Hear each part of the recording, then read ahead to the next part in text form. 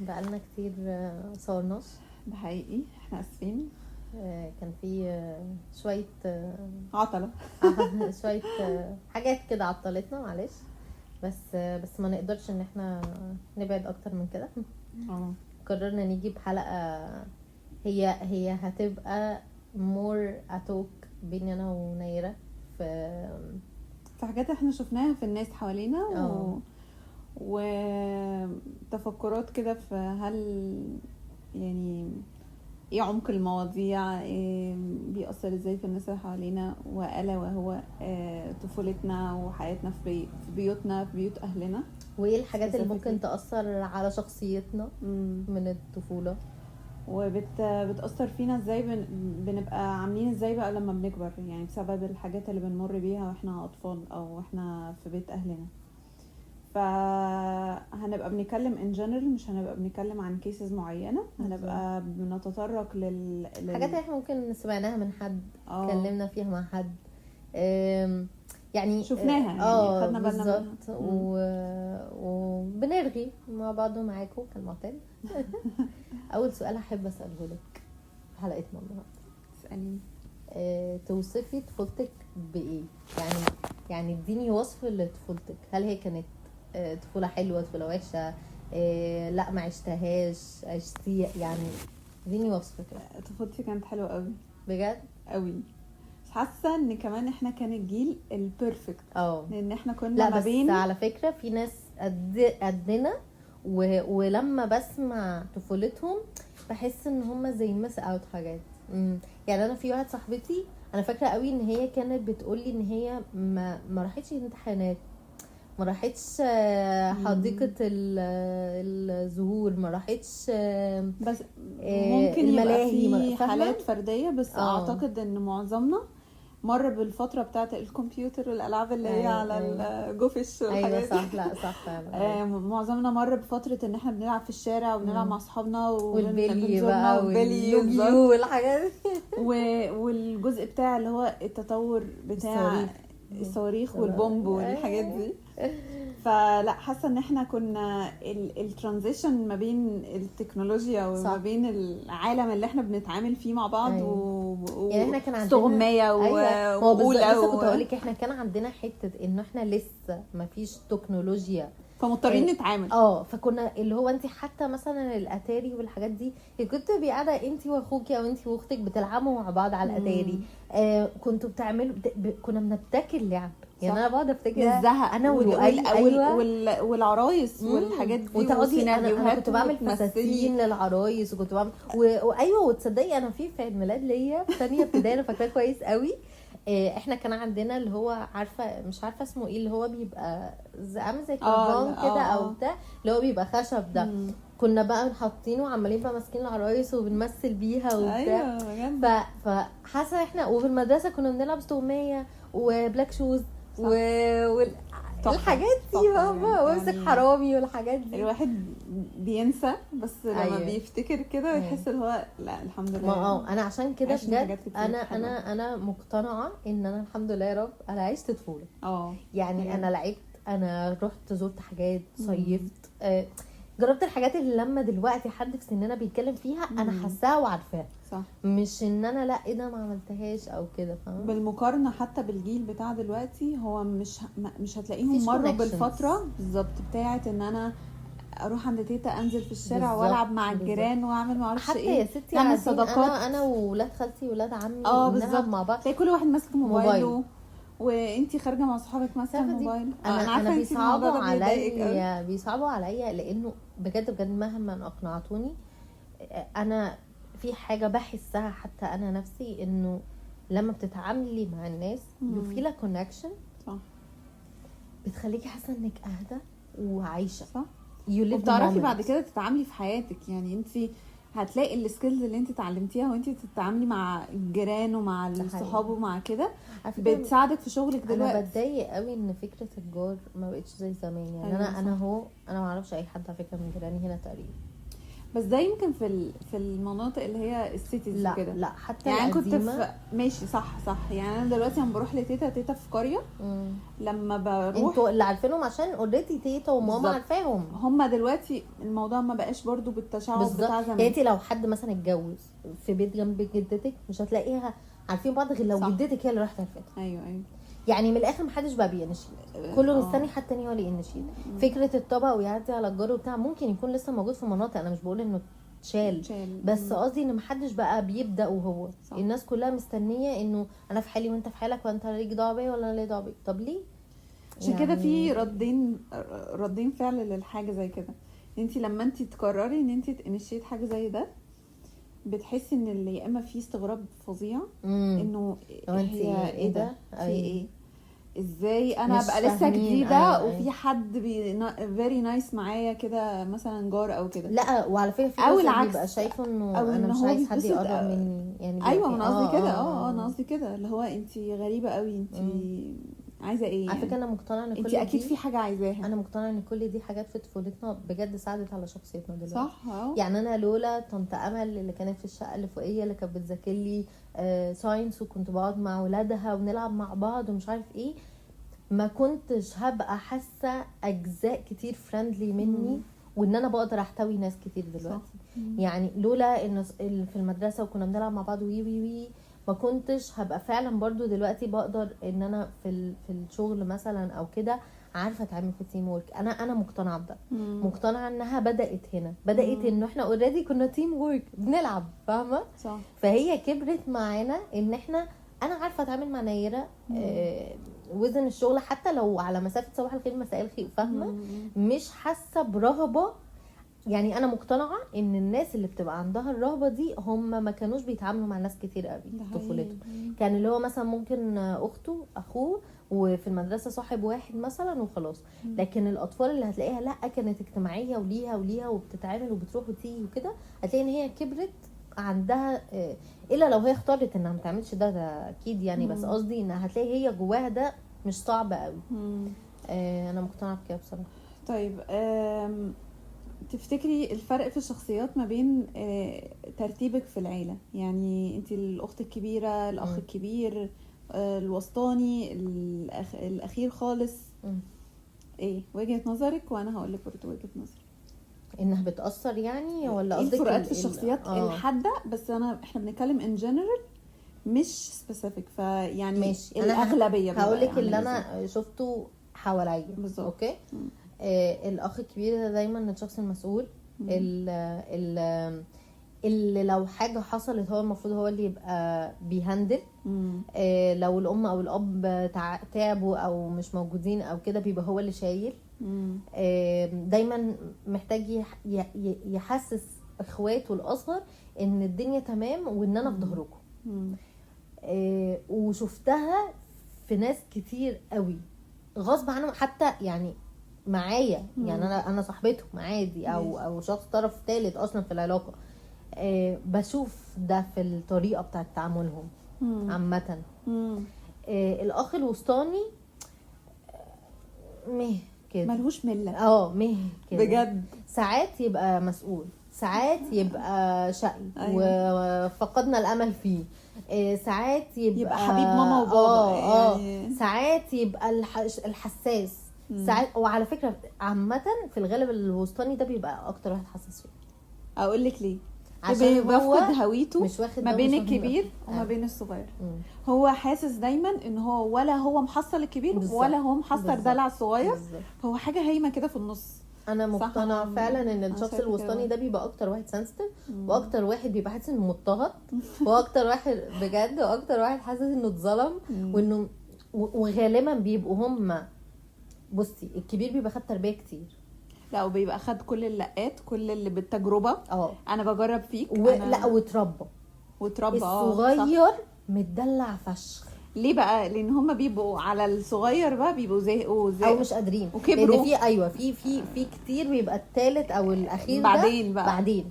فالوسطاني ده بقى تحسي ان هو فاهمه هو ملوش حد.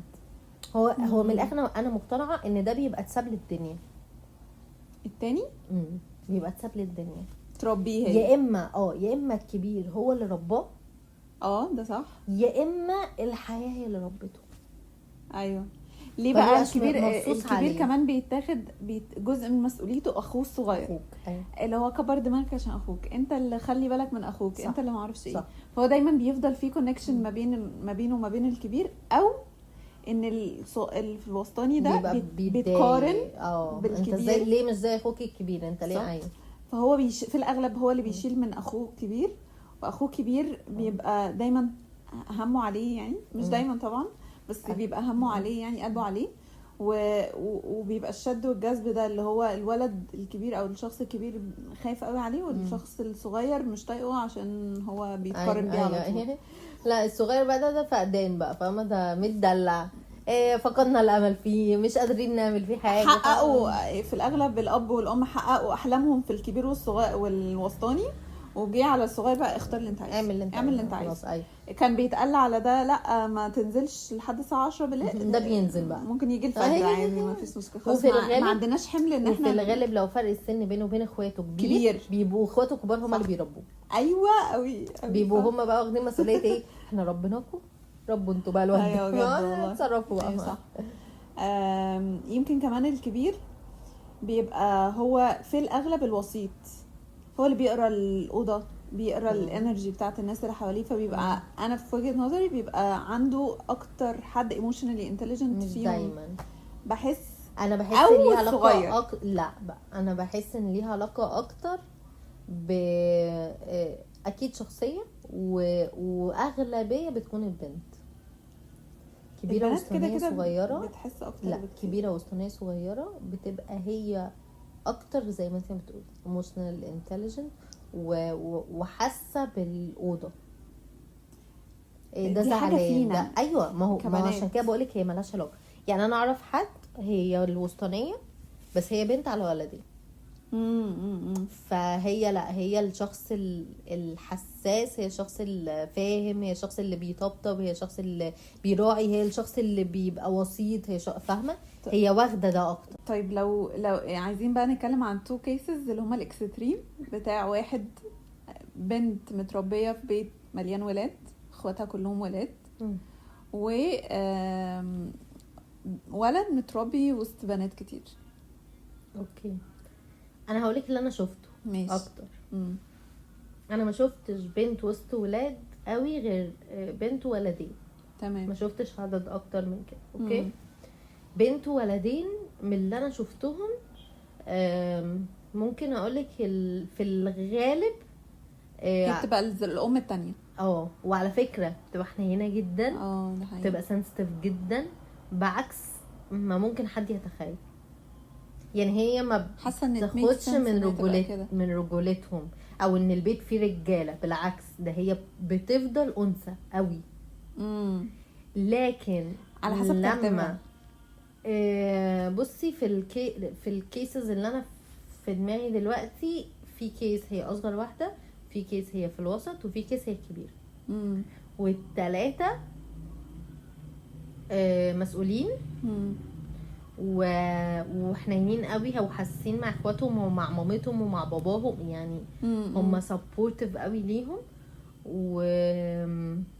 و لا تصدقي في حد رابع جه في دماغي، بس طالما احنا بنعملها ايكويشن فلا الاغلب عندهم الجانب الانثوي يعني شغال تمام، يعني هم حاسين ان هم بنات، فاهمه؟ مش مسترجلين او حاسين ان هم لا في سنه عنف مثلا او كده، لا لا عادي بنات وبيلبسوا لبس بنات وبيتكلموا بطريقه يعني هم حاسين ان هم بنات، فاهمه؟ لكن الكيسز اللي فيها ولد على بنات العكس. ايوه صح، مش ان هو بيتكلم بطريقه انثويه او حاجه، لا خالص، انا قصدي انه بيبقى عنده حته مش موجوده في الولاد، هو فاهم البنات، ايوه ذكاء احساس البنات او الفهم بتاع البنات او كده، بحكم ان هو اتربى وسط بنات، صح. فهو عشان احنا كائنات معقده، خلينا متفقين اكتر من الرجاله، فالرجاله مش بتاثر على البنات، البنات بتاثر على الرجاله، فاهمه؟ مش شرط. لا انا في الكيسز اللي حواليا. بس قصدك بتخلي الشخصيه مختلفه جامد؟ مش لا انا مش قصدي بتاثر كشخصيه، انا قصدي بتاثر ك اسلوب تفكير. بمعنى أيوة. انا كبنت لو انا عايشه مع ولد، الولد هيبدا يفهم ان انا مثلا دي بتوجعني، عندك نون فيربال كتير مش واضحه. لما بحضنه ده كده انا بحبه، وانا زعلانه ممكن يكون عايزاه بس يطبطب عليا بيفهم. حتى هتلاقي دايما الولد اللي اتربى مع حتى اخت بنت واحده هو فاهم الحاجات دي. أيوة لكن الولد اللي ما اترباش وسط بنات خالص ما بيبقاش فاهم. بجد ما بيبقاش فاهم، ما بيبقاش فاهم خالص هي ليه عملت كده او ليه اتصرفت كده او ايه ده، يعني انا اروح وراها ولا ما اروحش وراها. ما بيبقوش فاهمين طباعنا الغريبه. لكن لما بيتربى حتى وسط بنت واحده بيبقى فاهم انه هي مثلا لو زعقت فيك هي مش بتزعق فيك عشان هي مش بتحبك، لا ده هي بتزعق فيك مثلا عشان هي زعلانه مقهوره، كان نفسها مثلا في حاجه تانية، كان نفسها ان انت مثلا تطبطب عليها and so on. عشان كده مقتنعه ان الاشخاص دي بعد كده بتعرف تتعامل مع البارتنر احسن من لما بيبقى ان هو ما تعاملش مع اخت بنت خالص. او لو حتى عنده اخت بنت ما فيش احتكاك حصل بينه وبينهم، او ان الام مثلا كانت مفضله عليها او فبالتالي هو بيطلع شخص مش عارف يتعامل مع البنات. فللاسف الولد ده اللي اتربى وسط اخوات بنات، المجتمع او مش المجتمع، الولاد تبقى ساعات شايفه ان هو مش راجل عشان مثلا حساس، او عشان مثلا او بيبقى في دماغهم ان هو بيعمل كده مع البنات بس بيشوف مش جدع او مش جدع مع الولاد او ان هو مثلا ايه ما انت بقى واخد لي البنات حواليك، فاهمه؟ لا هو وكل القصه ان هو عنده حته مفهوميه، فبالتالي البنات بتحب ان هي تتعامل معاه عشان هو فاهم. مش معناه ان هو مثلا بيتفاخر او ان هو بيعمل نفسه بتاع بنات، هو في اكيد ناس بتعمل كده، بس انا قصدي انه في الاغلب او اللي انا متخيله ان هو بس بيبقى فكره ان البنت ما بتصدق ان يبقى في ولد صديق او صاحب او واتيفر فاهم. مش اللي هو انت مجنونه، لا هو فاهم ان هي ده وجعها فهي متضايقه، مش ان هي اوفر سنسيتيف او حاجه، لا مش ان هي هرمونات. بالظبط هما بقى بالنسبه لهم لا احنا رجاله، انت ايه ده انت حساس، ايه ده انت بتزعل. ما يزعل هو ايه المشكله على فكره. وهتلاقي برضو الولاد دي اكتر ولاد هي شايفه ان الراجل حقه يتضايق ويعيط، صح؟ اللي هو عادي. انا بحس لا بس انا عندي يعني وجهه نظر في الموضوع ده، ان في بنات كتير قوي تقعد تقول ان في بنات كتير قوي انت متفقه عادي ان في بنات كتير قوي بتقعد تقول ان هي عايزه واحد سنسيتيف وبيحس وبيقرا، بس اول ما بيجي والله انا شفتها واتقالت لي من صحاب كتير جدا انه لا انا مش عايزه كده، لا انا عايزه برضو واحد يبقى لا هو هيعيط لي امال انا اعمل ايه، امال انا ما اعرفش ايه. انا حاسه ان ده بسبب برضو ستيريوتايب اتحط في دماغنا ان الراجل ما ينفعش يعيط، الراجل ما ينفعش يزعل، الراجل ما ينفعش يبقى حساس. خلينا بس برضو متفقين في حساسيه الولاد لما بتوصلها بتبقى صعبه، ماشي، بس برضو هي نوع من النفاق الداخلي مش في شخص البنات بس، ده فينا كلنا يعني. أيوة. ان انت بيبقى عندك اكسبكتيشنز معينه، واول ما بتشوفي الاكسبكتيشنز دي بتقولي لا مش هو ده اللي انا عايزاه. طب ما انت ما حددتيش درجه معينه من الليفل ده، وفي الاغلب هو ده اللي بيبقى لافت نظره فيك، نظرك فيه في الاول. أيوة. اصلا ان هو مختلف في الحته دي، ان انت بالنسبه لك تمام ان انا ابقى حساس، بس مع الوقت اللي هو ايه ده وانت هديكي مثال برضو، زي مثلا ان انت تحبي ان الولد، في بنات تحب ان الولد يبقى بياخد باله من كل حاجه، ياخد باله من قصه شعرها، ده ايه ده بيركز قوي، ده مش ايوه ده واقع عيني على الواحده ايوه لا فهماكي والله. فهي حاجه انفير قوي الصراحه. واعتقد ان الولاد نفس الحاجه، الولد بيبقى عايز حاجات كتير قوي يعني. في بنات تقول لك انا عايزه واحد بيغير عليا، بعدين ده ايه ده شخصيه ده ايه ده انا مش عارفه البس براحتي، مش عارفه اتكلم صحابي، مش عارفه. وفي ولاد برضو بتقولك انا عايز بنت اندبندنت، عايز بنت معتمده على نفسها، بس بعد كده بقى انت انا الراجل قلت لك انا قلت لك تقعدي في البيت هو انا مش مالي عليكي ولا ايه؟ لا يا باشا طب نتكلم. لا انا قلت انا راجل البيت، انا مش اوكي ارحموا بعض. فهماكي جدا عامه. طيب ندخل في حاجه ديب شويه. اتفضل. لو يعني عايزه بقى نتناقش في داينامكس البيت. فلو احنا هنقول ان الحياه بتاعت الشخص كانت صعبه، يعني في بيت صعب، اهله وام مهملين او صعبين في التعامل او ايا كان، وعلى الجانب التاني لا، ابين سويين محترمين بيحبوا ولادهم، بيبروفايد كل حاجه هم محتاجينها وهكذا. شايفه ان ده بيأثر ازاي في اختيار الشخص، او مش انت شايفه ان هو مش اختيار، بس هو في تعامله بعد كده مع ولاده، مع بيته، مع اهله؟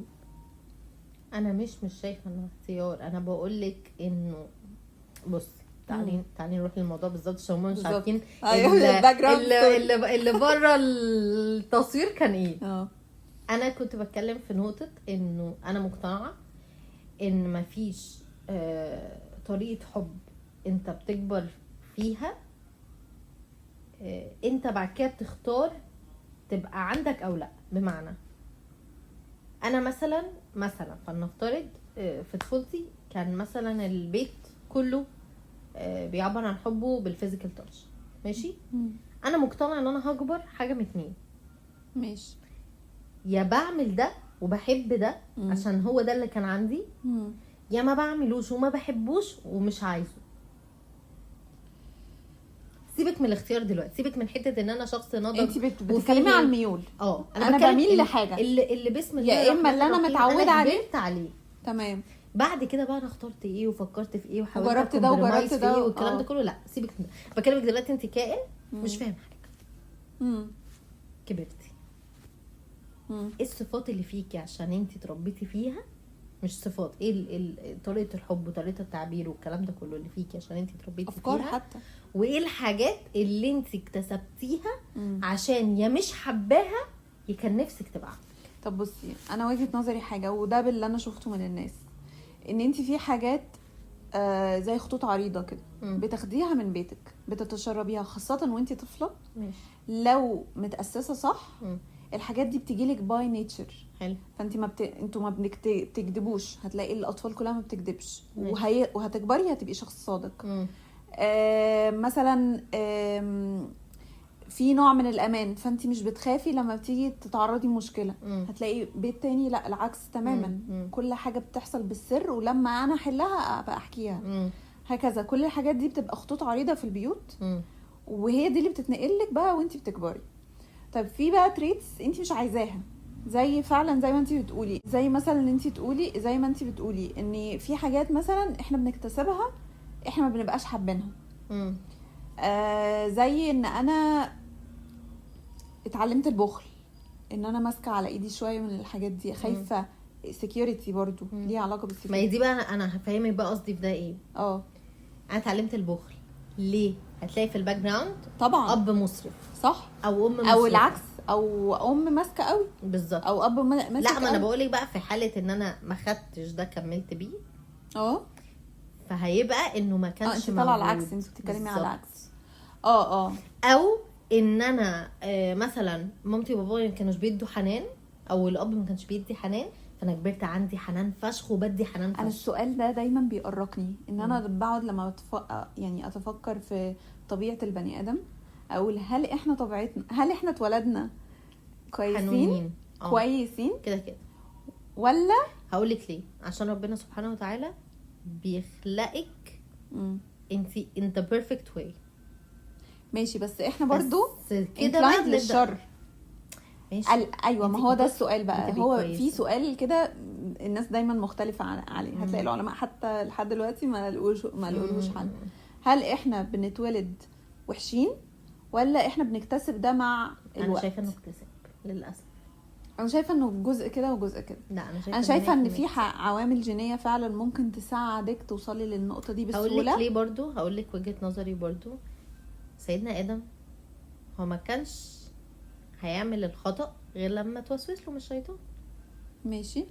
فهو بالنسبه لي هو كان انسان تمام، ما فيهوش غلطه، ما فيهوش اي حاجه وحشه. بس النفس الاماره بالسوء اللي هي من النفس الاماره بالسوء دي برضو طلعت من ايه؟ ما هتلاقيها. لا ما انا حاسه انها مش بدايتها مش مني، هي بدايتها كانت بذره حاجات غلط شفتها، تعرضت لها، الشيطان وسوس ادم ده اول بيها. واحد، مفيش حد يشوفها يعني. ايوه طب ما تعرضش لحاجات. ايوه ماشي طب ما هو ادم اول واحد، ما تمام، ادم اول واحد هو اتوسوس له من الشيطان، ولو الشيطان ما كانش وسوس له كانش ده هيحصل، صح؟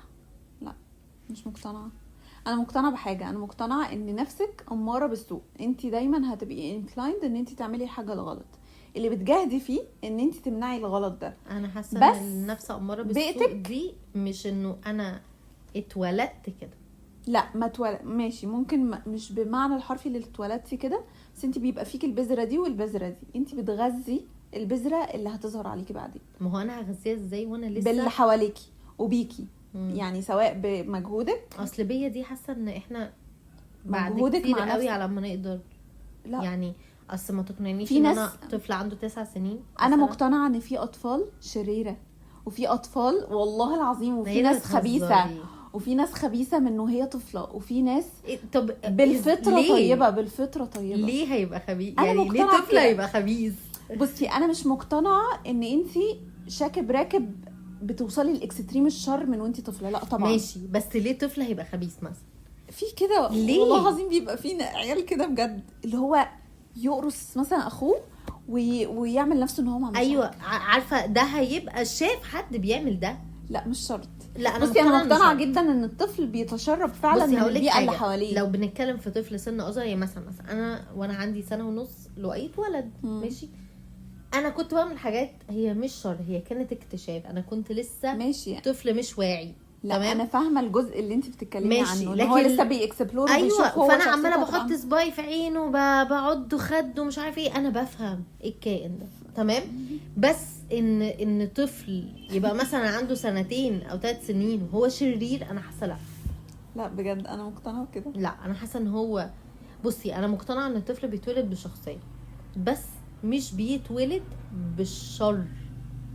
بيتولد بشخصيه ان هو مثلا ممكن يبقى تنك مثلا، فاهمه؟ بس ما هو بس ده مش انكلينيشن شر. اكتر. ممكن ماشي خلاص، خلينا نريفريز الجمله، ممكن يبقى ميال اكتر للوحش. انا مقتنعه بكده. ليه؟ انت شفتي طفل بيعمل ايه؟ انا والله مش فاهمه. والله لا، انا شفت ناس في حياتي انا متاكده. يعني انا هقول لك حاجه، والله هقول لك حاجه، انا اسفه ان انا هقول المثال المعفن ده بس هقوله بقى. انا ما بحبش القرود. تمام؟ القرود ليه ما بحبش القرود؟ عشان انا ال تقريبا فهمت انت هتقولي ايه. لا ما فهمتش. طبعا عشان انا السب كونشس بتاعي، او مش سب كونشس، انا كل المعلومات اللي جات لي ليها علاقه بالقرود كانت ان هي بتسرق. حلو؟ اوكي ماشي. فانا اي قرد بشوفه بيوترني انه ده حرامي. تمام؟ لما جيت اتكلمت مع حد بيتعامل مع حيوانات او كده، وقلت له ما بحبش القرود عشان القرود بتسرق. قال لي على فكره القرود اللي بتسرق مش القرود اللي عايشه في الغابات. ايوه اللي عايشه في قلت له اشمعنى؟ قال لي عشان القرود اللي عايشه في الغابات، قال لي عشان القرود بطبعها هي مش بتسرق، هي شافت اتعلمت. بالظبط، هي شافت البني ادم وهو بيتريد او وهو بياخد، فبقى عندها مفهوم ان انا ممكن اخد. ده نفس، انا اسفه على التشبيه، بس ده نفس اعتقادي مع الطفل، ان الطفل بيعمل حاجه هو شافها. ده حقيقي، انا مقتنعه تماما. خلاص يبقى اتولد يعني في حاجه في لا خلاص قرود برضو ده مش هقول الفيديو بالظبط عشان هيتعرف ان هو ترند قوي. بس انا شفت الفيديو، انا سمعت كلام الولد، قلت مستحيل الولد ده يبقى بيقول الكلام ده من نفسه، فهو اكيد سمع الكلام ده من حد كبير. حاجه فظيعه، حاجه كبيره قوي. واحنا يعني معترفين ان هما من كتر الاكسبوجر دلوقتي هما بيتكلموا في حاجات يعني ما كانش يخطر في بالي وبالك ابدا لحد مثلا 16 سنه ماشي. بس هو عندك حق، في جزء كبير جدا الطفل بيتشربه من البيئه اللي حواليه، والبيئه اللي حواليه اللي بتاثر وبتشيب هو هيبقى عامل زي كبير. بس في جزء داخلي ربنا خلقك بيه، شخصيه مش شر. انا مقتنعه بكده. لا انا مقتنعه بقى ان هو شر. طب اقول لك اديكي، يعني هي وجهه نظر، انا ما اعرفش برضو الله اعلم ايه الصح، بس انا شايفه انه ربنا بالعكس هو مش هيحاسبنا كلنا، هو هيحاسبنا كلنا بعدل، بس مش هيحاسبنا نفس الحساب، بحيث ان انا لو جوايا شر وانا حاولت اقاومه المقاومه دي انا هتحاسب عليها وهاخد حسنات اكتر من شخص طبيعي بتجيله. ماشي ده عشان انتي كبرتي والشر كبر جواكي. بغض النظر انا دلوقتي بني ادم شريره انا ايوه. طب ثانيه انا افتكرت حاجه. لو كلامك صح مش هيبقى كل الاطفال اللي بتموت قبل ما توصل لسن البلوغ مش هتحسبش. ماشي عشان هو لسه ما تشكلش فعلا. طب ما ثانيه لو شرير بقى زي ما انتي ما بتقولي يبقى هيتحسب عشان هو شرير، طفل شرير. بصي انا دايما مقتنعه انه مثلا سيريال كيلر هو ما بقاش كده اوت اوف نو وير. لا ثانيه هو بقى كده عشان هو فعلا تعرض لحاجات وتعرض لحاجات. تمام صح. انا مقتنعه بده، بس جزء منها بيبقى لا. عنده نوع من الفصام على فكره. عنده... لا ثانيه سايكوباث. دي جينز. ايوه ما انا قصدي حاجه كده. تانية. ما هو الجينز دي يا حبيبتي مأثره فيكي. الجينز مش شر يا هيدا. ما هي بالظبط هو ما بقاش عنده مشاعر، مش قادر لا مش معنى ان هو خد جين مرض نفسي انه شرير. ما هو ممكن يكبر، ما هو ممكن في اوضاع اخرى ويبقى زي الفل. على فكره ما مش بقول ان كل السايكوباث برضو سيريال كيلرز، عشان في ناس عادي عندها سايكوباثي اللي هو اعتلال في نوع المشاعر، هو ما بيحسش باي حاجه. ده اللي انا بتكلم فيه. ما انا قصدي كده، بس انا بتكلم شر. مش عارفه، بس انا مقتنعه بده. مش يا جماعه لا هو كده ده جدال ما بين كل الناس. لا بس انا يعني فعلا مقتنعه انه مفيش حاجه اسمها ان الطفل شرير، وانه الشر ده هو بيكتسبه من حاجه حواليه، من حاجه شافها، من فيلم، من كرتون، من فاهمه. طفل كان بيضرب طفل تاني قدامه فهو خد الموضوع وهكذا. لكن ان هو يبقى طفل شرير بغض النظر على فكره ان انا عندي خلاف مع الاطفال، بس يعني الفكره ان انا اللي بحب الاطفال بس انا لا يعني انا شايفه ان الطفل ده كائن عادي جدا بريء ملوش دعوه بحاجه، هو بيكتسب طباع. الشخص اللي اتربى في البيت الصعب قوي ده، هل شايفه ان هو ده بيأثر على طريقته في التعامل مع الفنفنه اللي هي يعني انت يستمتع بالحياه؟ هل بيقسى قلبه بيقسى فهو بيحاول يقاوم الجزء؟ انا سيبك بقى من الشغل اللي انت بتشتغليه على نفسك عشان تتحسني، اوكي، بس انا بتكلم ان جنرال هو شخصيته بتبقى عامله ازاي. قولي وجهه نظرك وانا هقول لك وجهه نظري.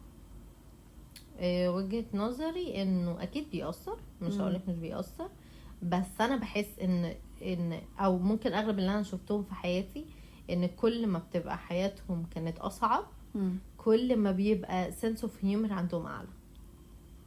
دارك كوميدي غير انه يبقى عنده سنس اوف هيومر بجد، هو عايش حياه سعيده قوي. لا ايفن اف على فكره لا مش يعني لا مش شرط على فكره يبقى دارك كوميدي.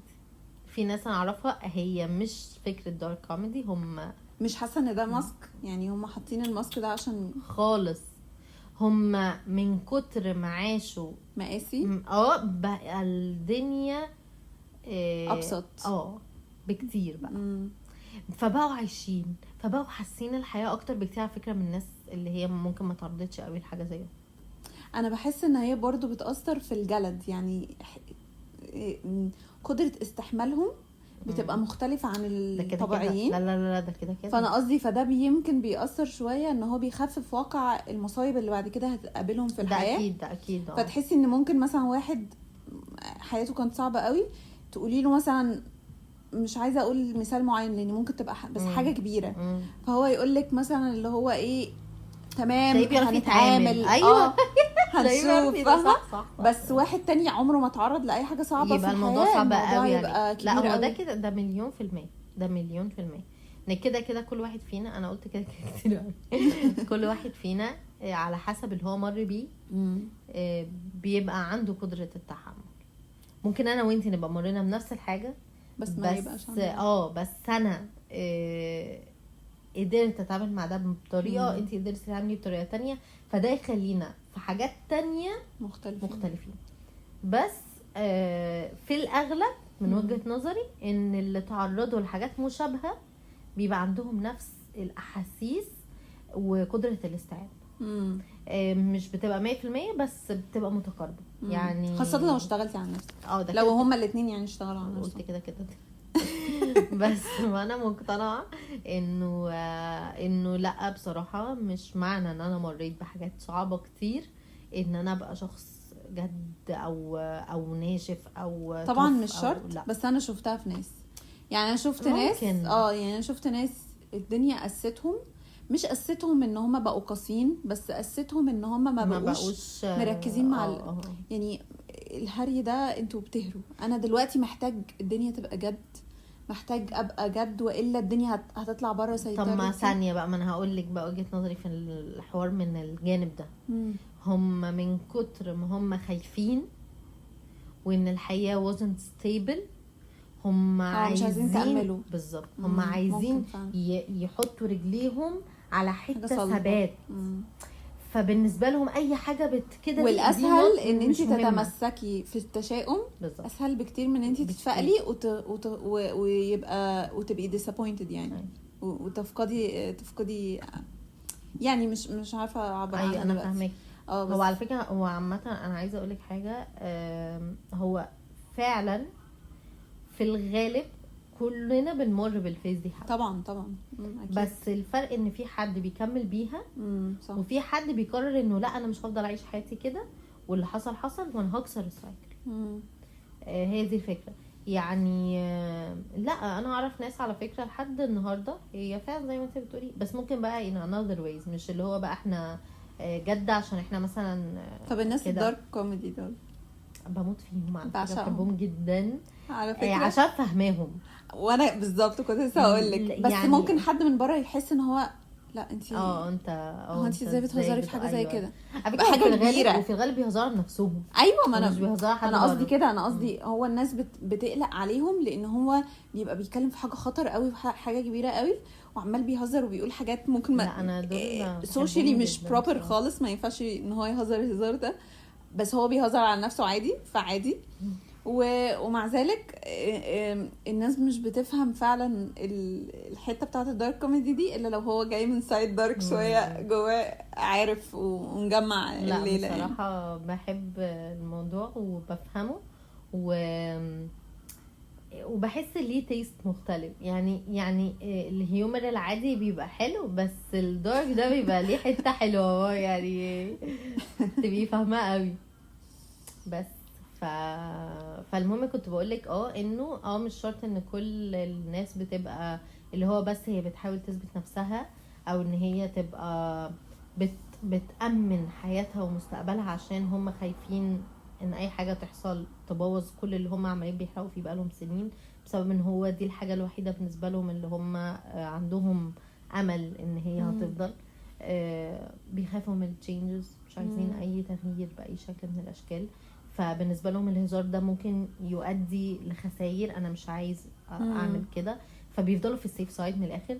وزي ما انتي ما قلتي ان في ناس بتختار التشاؤم لانه اسهل، لان ده اللي هو اتعود عليه، هو ده بالنسبه له برضو I don't want to change، انا عايز افضل في السيف سايد. فالسيف سايد ان انا افضل موجوع متشائم زعلان، انا هفضل موجوع متشائم زعلان، لان التغيير اصعب بكتير. ان انا اكسر ده اصعب بكتير من ان انا اتعايش معاه واتاقلم عليه. فده بيبقى موضوع بالنسبه له. وفي ناس بتحب الفيكتيم سين، اللي هو انا طالع عيني، انا متبهدل، انا حياتي، انا طفولتي، انا وللاسف هما مش فاهمين ان ده ليه اخر. تصعب على الناس مرة التانية التالتة هيبدأوا بقى يقرفوا منك بقى انت نفس الاسطوانة ما كلنا يا عم مرنا في حياتي. صح. فللأسف في ناس ده على فكرة بيبقى بالنسبة لهم برضو seeking of attention، ان هم بيبقوا عايزين ده عشان يفضل الناس شايفاهم انه ايه ده يا حرام، ايه ده يا ده انت طيب، ده انت اتمرمطت، ده طب خد، طب فاهمة، ويجيبوا له حاجات ويطبطبوا عليه ويراعوه ومش عارف، فاهمة. فده برضو بيبقى جزء على فكرة من الناس ان هم بيدوروا على الاهتمام. بس ده برضو بيبقى ليه اخر، اللي هو خلاص بقى يا معلم يعني الاسطوانه اتشرخت. ايوه، بالذات انه انت ممكن تكوني مريتي باوسخ من هو مر بيه، فبيبقى بالنسبه لك اللي هو باشا يعني صعبت عليا في الاول، بس خلاص بقى يعني مش هنعيش في موف اون يعني، فاهمه. بس طيب في حاجه لاحظتها دايناميك كده في موضوع التعامل ما بين الاسره جوه البيت قد ايه بيأثر فيكي وانتي بره البيت. بمعنى لو احنا بنتخانق بطريقه معينه هتلاقي ان انتي بتتخانقي بنفس الطريقه دي بره. لو انتي بتتصالحي بطريقه معينه هتلاقي ان انتي مياله ان انتي تتصالحي بالطريقه دي. او اللاف لانجويجز، يعني انا هعبر عن مشاعري دي ازاي؟ هل بنتكلم؟ هل بنتجنب بعض؟ هل مش بنتعامل كأنه ما حصلش اي حاجه؟ فشايفه ايه بعد بقى التعاملات دي سواء جوه او بره، طبعا من غير زي ما بقولك هنشيل فاكتور ان انت اشتغلتي على نفسك. ماشي. انا my personal experience انا مش، لا انا ما خدتش، يعني انا من وانا صغيره انا ليكي طريقه.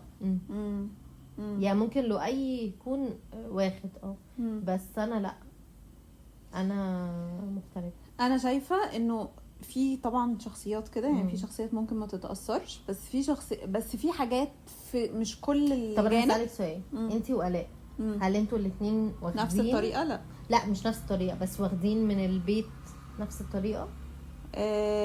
حاجات يعني وحاجات. طب مثلا love language، هل انتي واخده love language؟ لا يعني انا physical touch، هي مش physical touch خالص. انا مش قصدي انتي وآلاء كتعامل في البيت، انا قصدي مش انتي وآلاء لبعض comparison لبعض، انتي وآلاء بالنسبه للبيت، هل انتي واخده اللوف لانجويج بتاعت البيت؟ انا واخده حاجات واخده اللوف لانجويج بتاعت وهي مش واخده حاجات.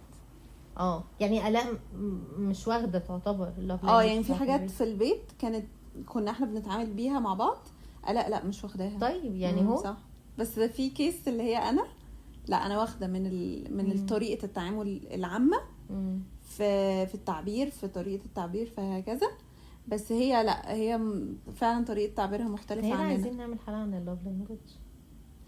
حاسه ان الناس سهرت قوي فيها كتير، مش بس هي مش مهمه بالاسبكت بتاع الناس. انا عايزه نتكلم فيه باسبكتس تانية. هي يعني مثلا انا دلوقتي جه في دماغي حاجه، انه انا مثلا first love language physical touch حلو، بس still انا في اوقات كتير تبقي محتاجه حاجه تانية. لا مش فكره محتاجه حاجه تانية، انا مش طايقه physical touch. ومش في خناقات بس على فكره، زي يعني ما زي ما كنت بقولك انا في دراسه بتقول، يعني هقولك حاجه. انا مثلا يعني انا دلوقتي واحنا بنتكلم في موضوع البيت والكلام ده، ماما على فكره ماما فيزيكال تاتش، يعني ماما كانت بتدي احضان وتمسك ايدينا وتطبطب وتلعب في شعرنا. ماما بتعمل ده اوكي، وانا المفروض بحب ده. بس انا دلوقتي انا حاسه ان انا ساعات لا انا مش عايزه ده. حاسه ده عادي، تقلبات في شخص، يعني مش في شخصيتك، بتبقى تقلبات على حسب الفتره. يعني عارفه زي ما لما تبقي بتحبي تشكي او بتحبي تتكلمي مع حد وفجاه تحسي انك مش عايزه. حاسه انه طبيعي، يعني طبيعي ان انت يبقى بتمري بتقلبات عامه في شخصيتك، او خاصه احنا كبنات. وفي نفس الوقت برضو ان جنرال عادي احيانا ممكن تلاقي الواحد مش على طبيعته قوي. ان الموضوع ده برضو يبقى فيه جوانب. لا طبعا يعني انا كنت فاكره انه ماشي، انا ممكن في وقت ابقى حابه حاجه اكتر من حاجه، بس مش ان انا مش عايزه. لا عارفه زي ايه، بس يمكن برضو بيدخل فيها جزء ان انت اشتغلتي على نفسك، فانت بدا ياخد حيز، يعني بدات لاف لانجويجز ثانيه تاخد حيز من الحواجز الثانيه. بس مش انك تنفري، لا مش انك تنفري ده اكيد مود، يعني مود معين انت جواه ومخليكي مش متقبله ده دلوقتي. بس انا مثلا عندي مثلا لما ببقى مضغوطه وستريسد قوي، ببقى الاكس اوف سيرفيس ماي نمبر 1. ببقى عايزه حد يعمل لي اي حاجه، اشتري لي كوبايه شاي، دوري في المواعين، اغسلي لي المواعين، فاهمه؟ اعملي لي اي حاجه، هحس ان انا فعلا بيك لاف بالنسبه لي. وقت تاني انا لا تمام، كل حاجه تحت السيطره، كل حاجه لا فيزيكال بقى، اديني في الفيزيكال. فهي بتبقى مرحله، وانتي على حسب اللي انتي بتمري بيه في المرحله دي بتبقي مياله لحاجه. بس let's say ان دايما بيبقى ليكي عندك بيز، هو ده الاساس اللي بترجعي له بعدين. يعني لو انتي بتعبري بالكلام هتلاقي لا انا دايما محتاجه الكلام. ممكن مش محتاجاه 24 ساعه زي ما في الطبيعي، بس انا هحتاجه من وقت لوقت عشان احس ان انا فولفيلد واحس ان انا اتمليت، فاهمه؟ بس فحاسه لا، بس اللي انا كنت لسه بقولك عليه وهو فعلا حاجه انترستنج جدا، هي ان انتي لو انتي مش فاهمه قوي انت ايه اللوف لانجوج بتاعتك، او مش فاهمه قوي ازاي بتتعاملي مع الناس وانت متخانقه معاهم يعني، ركزي في اللوف لانجوج بتاعتك. شوفي، لان انا مثلا انا بحب الفيزيكال تاتش، بس انا ما بحبش حد يلمسني لو انا مش متخانقه معاه او يقرب مني عامه يعني. احب اتعزل، اديني ايوه احب اتعزل قوي. ايوه انا كده برضه. فانا هتلاقيني الشخص اللي بيتخانق معايا بيحس ان انا بويزدرو، مع اني انا شخص اصلا بحب اتكلم وبحب اعبر وبحب اتناقش، بس انا في الوقت ده انا لازم افصل. انا مش عايزه ابص في وشك ولا اتكلم معاك ولا نتناقش ايه اللي حصل. وقتي. ايوه بالظبط. وطبعا ده بيبقى صعب قوي مع شخص هو مثلا عنده attachment style اللي هو anxiety attachment style، اللي هو بيخاف من فكرة ان انت تسيبيه. فانت ده بيتريجر يو as شخص محتاج space، والشخص ده محتاج ان هو يتكلم معاكي. صعب قوي. فبيبقى محتاجين communication، انه انا مش هسيبه. لما متضايقه اديني سبيس بتاعي وهنرجع نتكلم. انا مثلا بتديله ديدلاين، يعني ده الحل بتاعها فعلا. يعني انت بتديله ديدلاين للسبيس بتاعك. يعني ما نفسي واجيلك، ما تسيبوش كده اللي هو انا اسبوع مثلا عادي ممكن يوصل لاسبوع. لا انت هتقولي له انا مثلا محتاجه يوم، محتاجه يومين، الموضوع كبير قوي، محتاجه اسبوع. محتاجين سبيس شهر. بس المهم ان انت بتكوميونيكيت ديدلاين، ووقت الديدلاين ده سواء انت وصلتي لقدرتك ان انت تتكلمي معاه او لا، لازم تتكلمي معاه، لان هو ده احتياج ليه هو برضه، وهو اداكي للسبيس. فهي طريقه الكونفليكت. مثلا انت بتحبي الوردز اوف افرميشن، بتحبي حد يقول لك كلام، بتحبي ما اعرفش ايه، تبقي مش عايزاه يفتح بقه في الاغلب، يعني تبقي مش عايزه تتكلمي معاه. بس اني عايزه اعمل دراسه في الموضوع ده.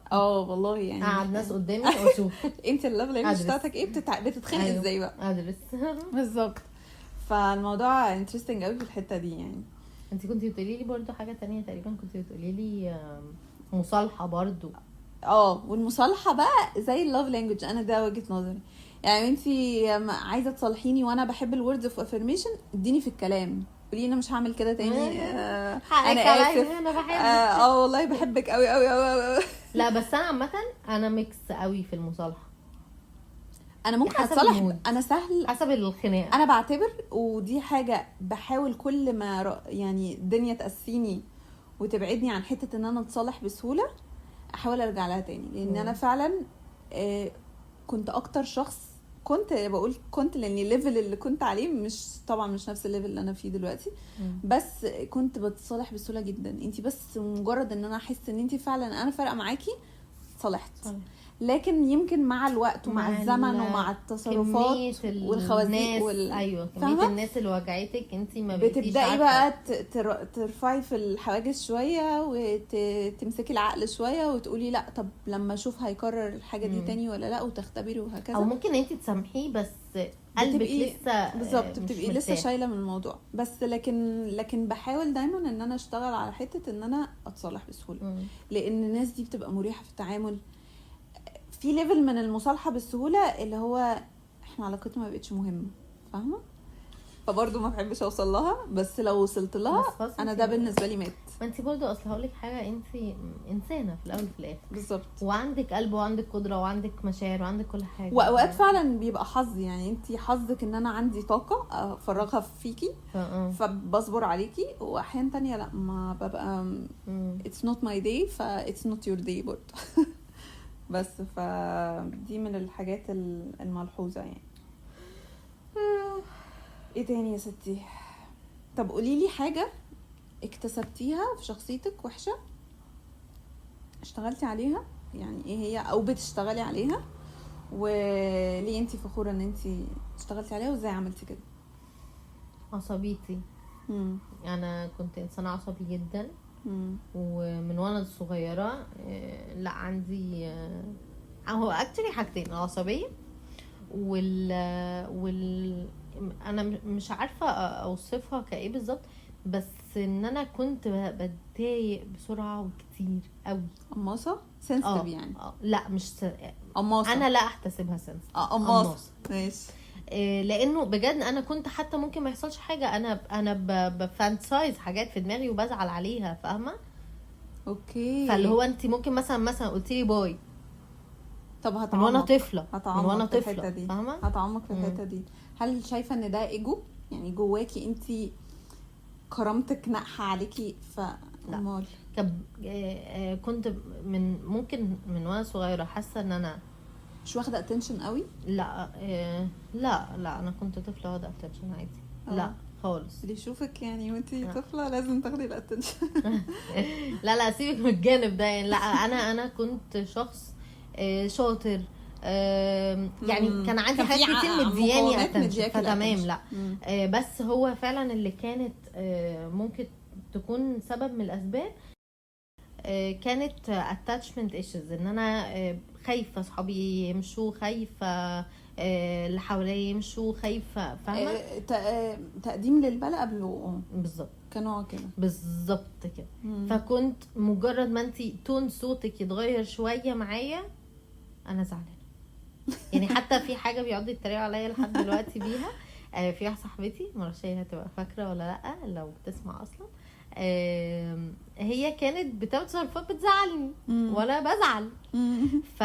فكل مره ازعل منها تيجي بعدها تقول لي خلاص نفتح صفحه جديده، اقول لها ماشي. بعد مره تانية نفتح صفحه جديده ماشي، مره تانية نفتح وهكذا. ماما حتى تتريق عليا في الموضوع ده. فهي جت في مره بتقول لي نفتح صفحه جديده، قلت لها انا قطعت الكشكول كله يعني. قلت لها خلصت. قلت لها صفحه كل شويه تقول لي صفحه جديده صفحه جديده، قطعت الكشكول كله من كتر ما فاهمه انا خلاص شايله قوي. كنت بس اروح ماما بتقول لي انا كنت بروح انا يا ماما دي فلانه ضايقتني وفلانه زعلتني والميس دي قالت لي كذا ومش عارف ايه. فماما حتى كانت اللي هو كنوع من انواع انها تهون الموقف، تقول لي هطلع مسدس وقتلهم لك كله يعني فاهمه. فلا انا كنت انا هقول لك اغرب اكسكلوسيف للبودكاست والله العظيم. انا وانا في 5 ابتدائي قلت لواحده صاحبتي يا خطفت الرجاله. ما شاء الله. هي برضه في 5 ابتدائي. ايوه شايفه الليفل وصل بيا لايه؟ انه انا شايفه انها خطافه رجاله. ليه؟ عشان كانت بتلعب مع الولد اللي انا بحبه في البسين، فهي خطافه رجاله. البنت ما عملتش حاجه، هي بتلعب بس هي خطافه رجاله في 5 ابتدائي. وحتى زعل بقى في صحابي وسيبوني فلا انا كنت طفله تو ماتش بصراحه. وحتى من قبل ما اتكلم انا كنت بقعد اعيط وهي ماما بتاكلني الزبادي وحاجات كده. فلا انا كنت شخص قماص قوي فعلا. والموضوع ده يعني كمل معايا طبعا مش بالليفل اللي انا كنت عليه وانا صغيره اللي هو ابتدائي وكده. مزعقه فيا قبل ما اجي. لا هو انا كان قصدي كمل معايا لحد مثلا الجامعه، مش اللي هو لحد النهارده مش هكمل معايا. لا بقول لك انا ماسكه نفسي مش ما رضيتش اشتكيكي النهارده. انت كل حلقه لازم اشتكيكي، فاش تعدي حلقه سليمه. خلاص مهم يعني يعني انا سامحتها. بصوا عشان بس تشوفوا انا قلب ابيض وسامحتها وعديت الموقف وهي بصوا بتعمل ايه. مهم. فضلت الموضوع لا اللي هو تقيل معايا وان انا بفضل لا بزعل. فضلت كده كتير لحد ممكن بقى ما خلصت مدرسة مثلا. لا او اكتشلي لحد ثانوي مثلا. بعد كده بدأت ان انا لا ادرك انه مش كل حاجات محتاجة ان احنا نزعل قوي كده عليها، وان مش كل الناس محتاجة ان احنا نزعل قوي كده عليها، وانه كبري دماغك شوية اكتر من كده وما تاخديش كل حاجه بيرسونال قوي كده. ساعات ممكن يبقى شخص هو بيعمل كده اوت اوف انه بيعمل كده مش انه قاصد يضايقك. ايوه صح. فبدات شويه بقى لا افهم، وطبعا مع بقى نضجي ومفاهيمي عن انا ليه بعمل كده والكلام ده كله خلاني ان انا بدات لا اعرف اتعامل اكتر. فدي والعصبيه. انا كنت عصبيه جدا جدا برضه. كنت لا احييكي. ممكن ما كنتش لا ممكن ما كنتش بتعصب طول الوقت، بس لما بتعصب احنا الجيران كانت بتسمع صوت انا وبابا. بصي مش انا بس، انا وبابا يا بابا اللي هو لا كنت بتعصب بسرعه كمان يعني. كان ممكن لو اي مثلا يبقى بيخضني بيهزر معايا اتعصب عليه، الولد حبيبي اعانه مني يعني. كنت بزعق كتير بتعصب كتير بقى. وبعدين طبعا ده جاب لي قولون. انا اتبهدلت بالقولون من وانا طفله في اعدادي بسبب ان انا كل حاجه واخداها على قلبي، كل حاجه بتعصب لحد ما لقيت ان في ناس بتستغل اصلا ده اللي هو انت بتعصبي فيستفزوكي. يعني بالظبط لو كان عندك حق خلاص بالظبط بالظبط. دي كانت حاجه تانية اللي هو مثلا مدرس مثلا زعقي فيه ما انت حقك هيروح. ففضلت برضو ادوس على دي حبه كتير على ما قدرت ان انا برافو عليك انزل قوي. كمان كان الكابتن بتاعي بيعشق يستفزني، الكابتن بتاع الباسكت والله العظيم. هم عامه اي حد عصبي بتلاقي الناس اللي حواليه باردين جدا وبيحبوا يستفزوه. أيوة. لان الموضوع ساتسفاينج بالظبط. الموضوع فهو كان الكابتن عارف ان انا شخص عصبي، فكان يقعد بقى يعمل معايا الحركتين دول بقى اللي هو يقعد يستفزني. فبصراحه انا بجد انا بحبه جدا. انا لحد النهارده انا لو شفته بجد هما بيحبوا خناقينه.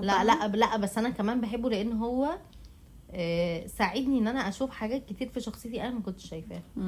ففي الاول كنت بزعل منه، بس في الاخر فهمت وادركت وكنت حد احسن. فلا بجد الموضوع كان صعب. انتي ايه نيرة اشتغلتي؟ وانا شغاله على حاجات كتير قوي اليومين اوكي كده احنا مش هنبطل شغل بس ايه الحاجات اللي انتي فعلا كبرتي بيها ودلوقتي ما بقتش فيكي او بقت بتطلع قليل يعني؟ لا هي يمكن الحاجه اللي بقيت ملاحظاها لما كبرت ما كانتش فيا، بس بقيت ملاحظاها ان انا بقى عندي خوف من ان حد يفرض عليا واقع او حاجه يعني انا شايفه من وجهه نظري ان انا مش مضطره يعني اجو ثرو ات، فاهمه؟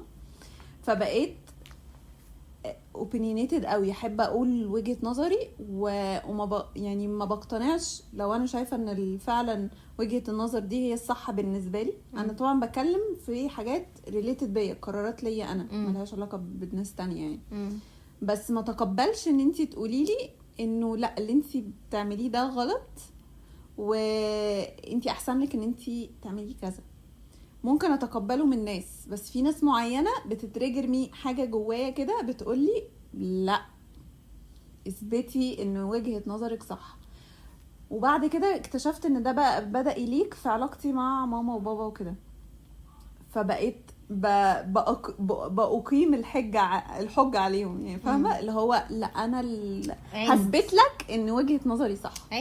فأروح في يعني حتى ماما دايما بتقولي الجملة دي اللي هو حديث يعني، بس فيما معناه إنه إن أنتي لو أقمتي الحجة على باباكي ومامتك ده عقوق، فإن أنتي تكسبي في النقاش ده نوع من العقوق. فانا بحس بساتسفاكشن صراحه يعني، بحس بساتسفاكشن مش طبيعي لما انا باثبت للشخص اللي قدامي ان انا كان عندي صح، كان كلامي صح، وكان عندي وجهه نظر.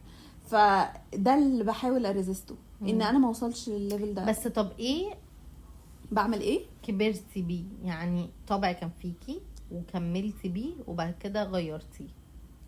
طبع كان فيا وكبرت فيه، او مثلا طريقه تعامل، يعني طريقه تفكير، حاجه كبرت معاكي وبعدين انت قررتي انه لا ده مش صح انا محتاجه اكسره. ان انا الشخص اللي دايما بيحافظ على الهدوء بتاع البيئه اللي حواليه، فالموضوع ده كان عامل لي ستريس مش طبيعي. لان انا بقرا الاوضه، بتحسي بمسؤوليه. انا بقدر بصي انا بدخل الاوضه كده اعرف اقرا كل واحد قاعد كويس المود بتاعه عامل ازاي. بحس باقل تغير في شخصيه الشخص اللي قدامي، وده بيأثر فيا نيجاتيفلي جوايا. يمكن ما بيبانش عليا من بره، بس انا جوايا بتشرب من الانرجي بتاعه الروم، وده كان بيضغطني في حاجات ان انا شايله هم حاجات انا مالي بتاعتك. أيوة. انا مالي يعني عامه يعني انا مالي ماما وبابا متخانقين، انا مالي صحابي مش طايقين بعض. هي مشكله اكتر مش في ماما وبابا واخواتي، هي مشكله اكتر في انه في العالم. ما انت بعد كده أيوة. بالظبط، ما انت بعد كده بتطلعي يعني الشغل. انا عندي مشكله انه مش بتبقى بقى كمان بس صحابي القريبين طبعا، لا ده كلب معدي والله العظيم بجد فعلا كلب معدي. انا ممكن ما بقاش شخص ممكن ما بقاش عمري اللي هو يا شفته انا عرفت ان هو مش كويس. انا حسيت الاحساس ده، ومش اللي هو مش كويس، ودي حاجه انت ما بتقدريش توقفيها لان هي دي حاجه بس بتقلليها يا نير. بس اتليست بتحاولي ان انت ما تبقيش انفستد قوي في كل الناس. انا بقولك بتكنتروليها. هي انا مقتنعه انا عمري ما هعرف اشيل ده جوايا، لان هي انا عايزه اقول لك ان ده بيبقى بيديني نوع من الساتسفاكشن جوايا ان انا فاهمه اللي قدامي. فهي مش دايما بتبقى وحشه، بالعكس انا بحس ان انا مبسوطه وانا عاملاها. انتي شخص رحيم او شخص حساس انت شخص انا حساسه عندك رحمه بالناس، يعني بحاول بس لا انا مقتنعه على فكره ان دي بتبقى جانب منها. بحاول دايما احط نفسي مكانه، فما بقدرش افصل حته ان انا مش في مكانه. صح. بس انا حاسه باللي هو بيمر بيه، ومهما شرحت لحد، انا لما بقول كده لحد ما حدش بيصدقني، بس انا بجد انا عارفه انت بتمر بايه. أيوة. انا ما ممكن ما بقاش مريت باللي انت مريت أيوة. هو انا حاسه بيك قوي. دي نقطه بجد. كنت مش عارفه انا وانتي اتكلمنا فيها قبل كده. اللي هو فكره انه انا بجد ما بقولك انا حاسه بيك، انا حاسه بيك. انا مش بقولها لك، انا مش بطبطب عليك بالظبط. أيوة. انا مش بواسيك، انا بجد انا حاسه بيك حتى لو ما مريتش باللي انت مريت بيه بالظبط. لو مريتش بيه اصلا خالص، انا حاسه احساسك. انا ممكن اكون مش حاسه انت حاسس بايه في الموقف، انا حاسه انت حاسه احساسك بس انا مش عارفه برضو. يمكن يبقى في ابعاد تانية انا ما بقاش عارفاها، بس انا متاكده ان انا واخده من مشاعرك 80% بالزبط. مجمعه اللي انت حاسس بيه، ولما بتحكي لي انا بجمع بقى الباقي، او مجمعه سوء، او يعني هل ده حاجه كويسه او حاجه وحشه، كحتى سكيل يعني بلين قوي. دي حاجه. والحاجه التانية، لا قصدي في نفس الحته دي بتاعت ان انا اثبت وجهه نظري او كده، بتعامل معها ازاي بقى دلوقتي؟ ان انا اسمع وما ردش. يعني مش شرط دلوقتي بحاول ان انا مش شرط اشير وجهه نظري. لا مش شرط اشير اصلا وجهه نظري، لان الموضوع ده بيبقى بالنسبه لي صعب قوي، كاني بجد بموت نفسي ان انا ما اقولش وجهه نظري في الموضوع. فهماكي جدا. انا حتى يعني يمكن دي حاجه برضو في البودكاست بحاول ان انا اعملها، بس انا دايما بعملها وانا مركزه مع نفسي، مش بتجيلي كده ان انا اسيب الشخص اللي قدامي، اسيبك تقولي وجهه نظرك للاخر، لان انا ببقى عايزه اجامب ان واقول لك ايوه انا كمان بعمل كذا وكذا. فاهمه؟ فبحس ان انا محتاجه انه اهدى وعادي اسمع وجهة النظر التانية، الناس التانية، ومش شرط ابقى اثبت للي قدامي ان انا صح. ممكن ابقى صح جوايا، بس مش شرط ان انا اثبت له الكلام ده. فاهمكي والله، فاهمكي. لان بعد كده ده بيتشعب بقى في ان انت بتجيت تراجرد فبتضايقي بسهوله هكذا يعني. او ممكن ازعل حد مثلا زي ما انت ما قلتي كده، ماما مثلا، ماما او بابا. اكيد ماما وبابا مش عايزين يسمعوا ان هم وجهة نظرهم غلط وانا ان انا صح. ايوه صح. ده لا يمنع، لا خلاص عشان عامه انا فاهماكي، لان انا برضو كان في جزء مني بيعمل الحوار ده كتير قوي. انا كان دايما عندي احساس انه مش لازم اطلع صح، بس انا لازم اقول رايي. ايوه يعني انا دي دايما، بس انا بعتبر ان دي حاجه كويسه. لا بس مش دايما حاجه واحده بس. لا ما هي في حاجه واحده بس، ان انت فعلا تدافعي عن حد مش عارف يدافع عن نفسه. لان انا في الحته دي بسبب الحته دي. سبب ان انا لو شفت حاجه حد بيعمل حد بطريقه وحشه ما اقدرش اسكت، ما اقدرش. حاولت والله، حاولت. ممكن اسكت عن حقي بس ما اقدرش اسكت عن حق حد. انا يمكن ما عنديش خوف من اوثوريتي والحاجات دي، فده بيكلاش ما بيني وما بين مدير، ما بيني وما بين، فاهمه؟ بس انا لو شفت حد بيتعامل مع حد بطريقه دونيه او بطريقه فيها تعسف او ايا كان، انا عمري ما ممكن اقبلها على نفسي. ايوه انا لسه بقول لك، انا بقول لك انا بقول لك انا ممكن اعديها على نفسي بس ما اعديهاش عامه. انا بجد في يوم انا عمري ما هنساه في حياتي. انا اكبر خناقتين اتخانقتهم في حياتي ما كانوش بسبب حاجه تخصني. خناقه في المدرسه في اعدادي بجد بسبب انه واحد قال ادبه على واحده صاحبتي، وصاحبتي دي شخص طيب جدا ومش هيعرف يرد عليه. مسكت مسحت بكرامته الارض واتخانقت معاه امه وابوه هم اعتذروا لي. انا عايزه اقول لك في الطبيعي هتلاقيني انا مع نفسي قطه، يعني ما اعملش كده. لا انا مش قطه، انا بكبر دماغي. بالظبط. ان هو ايه هيقعد بقى يقول لي انتي ومش انتي وبتاع. بالظبط. امك وابوك بالظبط. انا بيبقى على فكره اغلب الناس دي بتبقى بالنسبه لي اللي هو انت يعني مريض دماغك على قدك، فبكبر دماغي. تاني مره كانت في الجامعه. برضو حد تطور بطريقه الكلام وبصوته على واحده صاحبتي، وهي مع ان على فكره ده كان صاحبنا كمان. وهي شخص غلبان. هي مش هترد عليه. هي ممكن بعدها تدخل حمام تعيط. ايوه هي مش هترد عليه. سكته برضو وفضل قافش مني فتره طويله بعدها وبتاع. وانا بالنسبه لي انا مش انا يا جماعه انا ما غلطتش في حاجه. هو لو مش عايز رد الفعل ده ما كانش يعمل اللي هو عمله. ايوه. فانا سبحان الله ما بشوفش انا قدامي، انا بطوح ما بشوفش قدامي طالما انت جيت على حد.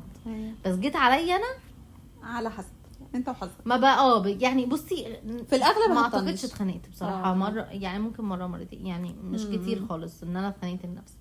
بس ما بعرفش برضه يعني كذا حد يقعد يقول لي طب انت ما تدخليش نفسك، طب انت ليه يجيب لك وجع الدماغ ده، طب ما هي لو عايزه تدافع عن نفسها تدافع عن نفسها. احنا طولنا قوي عليكم. احنا دخلنا اكتر من ساعه دلوقتي. يعني شكرا لحسن استماعكم. اتمنى تكونوا استمتعتوا معانا. أيوة. ولو حد عنده اي اقتراحات مواضيع يا ريت يقول لنا. انا مش عارفه في ايه بجد. وفي ناس بتسمع يعني. ايوه ايه الصمت ده؟ وفي ناس بتسمع وفي ناس ساعات بتكومنت، بس انا عايزه حد يقول لنا مواضيع يعني unexpected خالص. شكرا يا جماعه، بحبكم بيسمعونا. بس مين unexpected بيسمعنا؟ مريم وسام. ايه ده؟ انا ليه مش كذا حد من السيارة. ممكن اكون مش عارفاهم بيرسونالي يعني. ايوه اوكي ماشي. المهم يا جماعه شكرا اي حد انا حاسه ان اصحابي اصلا ما بقوش يسمعوا. مش مهم. مش احنا عامه اللي عايز يسمعنا مش عايز يسمعنا هو الخسران، وانتوا عارفين كده كويس قوي.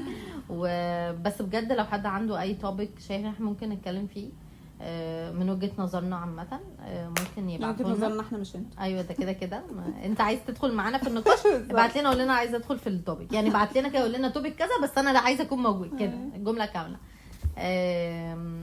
بس واتمنى تكونوا انبسطتوا، وان شاء الله نفضل بننزل حلقات ما يحصلش انقطاع ده تاني باذن الله. ان شاء الله. بس باي باي. حلقه جديده. باي.